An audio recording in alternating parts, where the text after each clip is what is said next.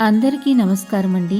మన ఛానల్ని సపోర్ట్ చేసి ముందుకు నడుపుతున్న ప్రతి ఒక్కరికి నా హృదయపూర్వక నమస్కారాలు.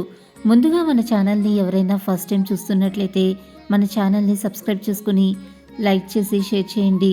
2024 ఆగస్టు నెలలో మిథున రాశి వారి సంపూర్ణ మాస ఫలితాలు. ఆరోగ్యం, విద్య, ఉద్యోగం, ఆర్థిక స్థితి, కుటుంబం మరియు వ్యాపారం సంబంధించిన గోచార ఫలితాల గురించి మనం ఈరోజు వీడియోలో తెలుసుకుందాం. ఈ నెల మిథున రాశి వారికి కాస్త మధ్యస్థంగా మరియు ఫలవంతంగా ఉంటుంది. ఈ నెలలో మీ ఆరోగ్యం పట్ల శ్రద్ధ వహించండి, ఎందుకంటే నెల మొదటి సగం ఆరోగ్య విషయం బలహీనంగా కనిపిస్తుంది. వివిధ శారీరక సమస్యలు మిమ్మల్ని ఇబ్బంది పడతాయి మరియు వాటి కారణంగా కార్యకలాపాలు కూడా ప్రభావితం కావచ్చు. వ్యాపారం, కుటుంబం కంటే మీ ఆరోగ్యానికి ఎక్కువ ప్రాధాన్యతనివ్వాలి మరియు దానిపై సంబంధిత శ్రద్ధను వహించండి. కెరీర్ పరంగా ఈ నెల బాగానే కనిపిస్తుంది. కెరీర్ పరంగా ఈ నెల బాగానే ఉంటుంది, కానీ వ్యాపారంలో కాస్త గందరగోళం ఉండవచ్చు. కానీ విదేశీ పరిచయాలు మీ వ్యాపారం నుండి ఆదాయాన్ని పొందటంలో మీకు సహాయపడతాయి.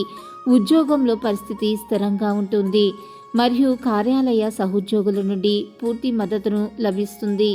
మీ ప్రస్తుత ఉద్యోగంలో ఎటువంటి మార్పు ఉండకపోవచ్చు, కానీ మరియు మీ పనిలో ఎదుటివారి మార్గాలను నివారించడానికి ప్రయత్నించండి. మీ ప్రేమ సంబంధానికి ఈ కాలం మధ్యస్థంగా ఉంటుంది. మీ ప్రియమైన వ్యక్తులకు మీ భావాలను వ్యక్తపరచడంలో మీరు సంకోచించవచ్చు, కానీ వారి భావాలను ఖచ్చితంగా వ్యక్తపరుస్తారు.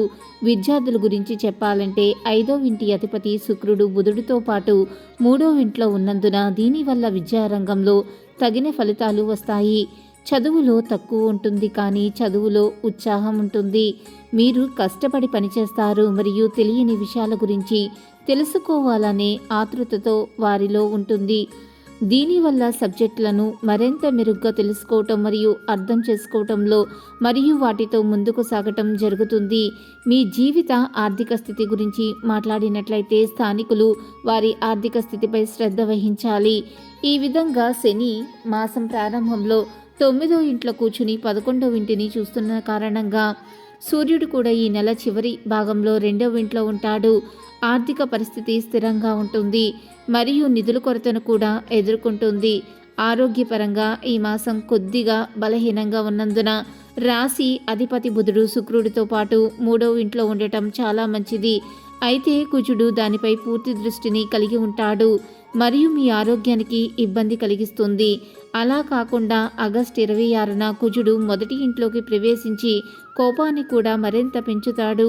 మీ జీవిత భాగస్వామి వారి చెడు అలవాట్ల వల్ల మీరు కోపం తెచ్చుకునే అవకాశం ఉంటుంది.